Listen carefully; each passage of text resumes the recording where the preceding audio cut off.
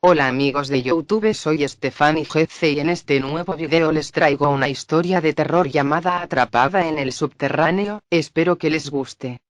Paula había bebido más de la cuenta por lo que aquella noche regresaría temprano a casa. Se sentía bastante mal y muy mareada, pero como era relativamente temprano decidió que en lugar de gastarse su dinero en un taxi, como hacía habitualmente cuando regresaba de la discoteca, aprovecharía que el metro aún seguía abierto para ahorrarse unos cuantos euros.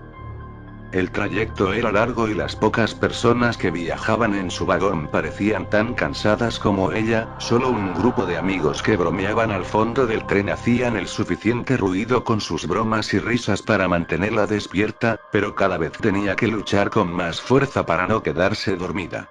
Por desgracia, en la siguiente estación tenía que hacer un transbordo, así que se bajó y tras caminar por los pasillos de la estación llegó al andén en el que abordaría el metro que la llevaría a casa. El cartel luminoso avisaba que el próximo tren tardaría 6 minutos en llegar, por lo que Paula decidió esperar sentada en uno de los bancos junto al andén.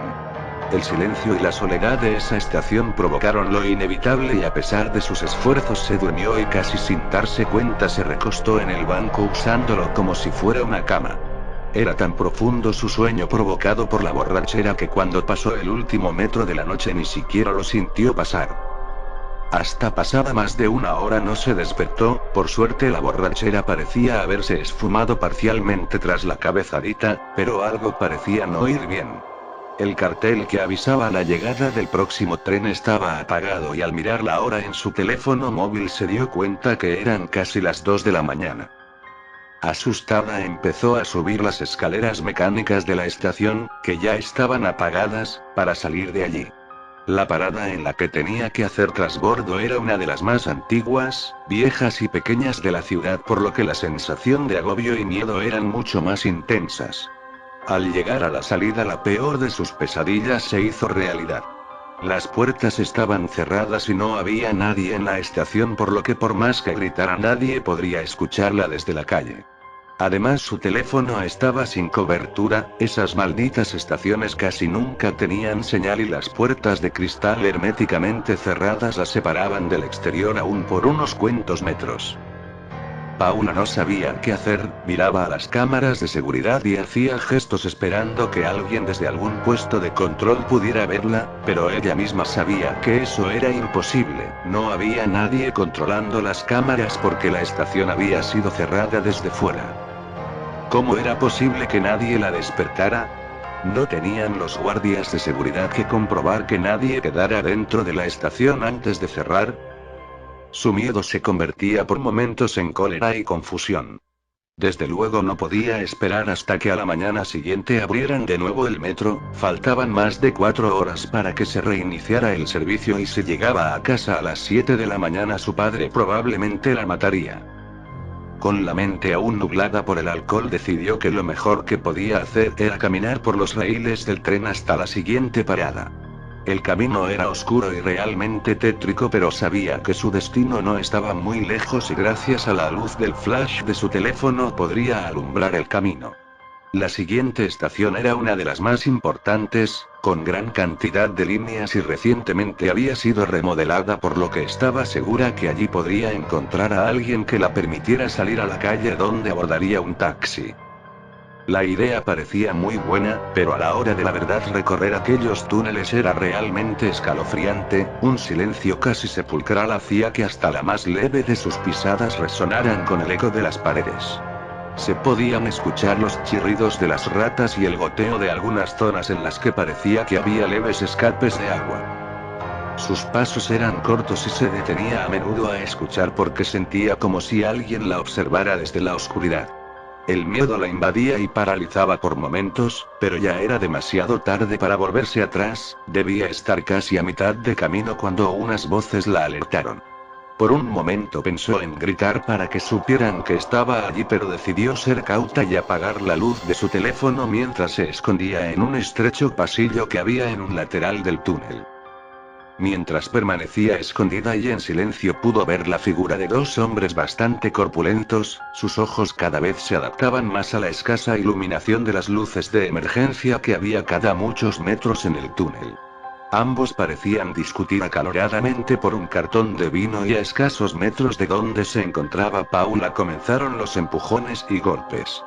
El más grande de ellos le propinó un puñetazo que tumbó al otro y gloriosamente alzó su trofeo mientras de un trago se bebía casi la mitad del contenido del cartón de vino. El más pequeño enfurecido sacó un cuchillo de la espalda y se lo clavó repetidamente en el cuello a su rival, realmente se ensañó con su cadáver y a pesar de la poca luz Paula pudo ver con claridad cómo tenía toda la cara manchada de sangre. Recogió el poco vino que quedaba y se lo tomó de un trago. Paula estaba temblando del miedo, no se atrevía ni a respirar y desde luego mucho menos a moverse. Si estaba lo suficientemente quieta tal vez el vagabundo asesino se iría de allí sin verla. Pero la casualidad no se quiso aliar con ella y justo cuando el asesino se daba la vuelta para marcharse del lugar la batería de su teléfono la delató. Un incesante pitido advirtiendo que la carga estaba a punto de agotarse comenzó a sonar y el vagabundo se giró de inmediato. ¿Hay alguien ahí? Puedo escucharte, sal inmediatamente o te rajo. La pobre chica se quedó petrificada y no sabía cómo actuar mientras el asesino se acercaba a ella. Por instinto decidió tirarle el teléfono con tan mala puntería que este pasó por encima del vagabundo y golpeó la pared del fondo. Él, que todavía no había visto a la chica, escuchó un ruido a sus espaldas y se giró, momento que aprovechó Paula para salir de la oscuridad y empujarle a la vez que salía corriendo. El vagabundo enfureció de tal manera que no dejaba de gritar e insultar a Paula, se levantó y comenzó a perseguirla por los túneles. Ella no era una buena deportista pero el miedo se apoderó de sus piernas y le dio fuerza para correr dejando atrás los zapatos de medio tacón que llevaba aquella noche, sus pies se ensangrentaron mientras corría sobre la gravilla y guijarros del suelo del túnel. Sin embargo el miedo era más fuerte que el dolor y no se detuvo a pesar de que en varias ocasiones estuvo a punto de caerse al tropezar por culpa de la casi total oscuridad de su ruta de huida. Al llegar a la estación Paula ya había logrado sacar unos cuantos metros a su perseguidor y subió al andén para adentrarse en los pasillos que la llevaban a la salida del metro. A sus piernas empezaban a fallarle las fuerzas pero no se podía parar a descansar así que casi extenuada subió el último tramo de escaleras.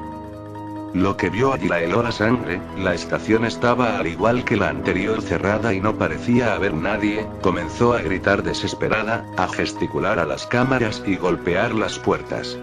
Pero su perseguidor que conocía a la perfección los horarios y hábitos de los trabajadores del metro ya había subido la escalera y la había cortado toda posible ruta de escape. El asesino se abalanzó sobre ella y tras inmovilizarla la violó y sometió durante más de una hora. Cuando había saciado todos sus apetitos sexuales sacó de nuevo el oxidado y ensangrentado cuchillo con el que había matado al otro vagabundo y se lo hundió repetidamente en el pecho hasta que Paula dejó de patalear y murió con una horrible expresión de terror en su rostro.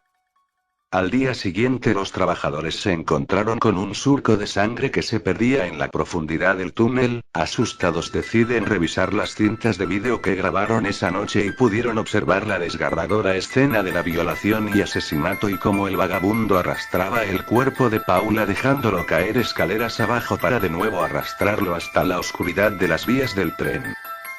La policía localizó los dos cuerpos pero no encontraron ni rastro del asesino, del cual se dice que todavía utiliza los túneles del subterráneo para esconderse de noche.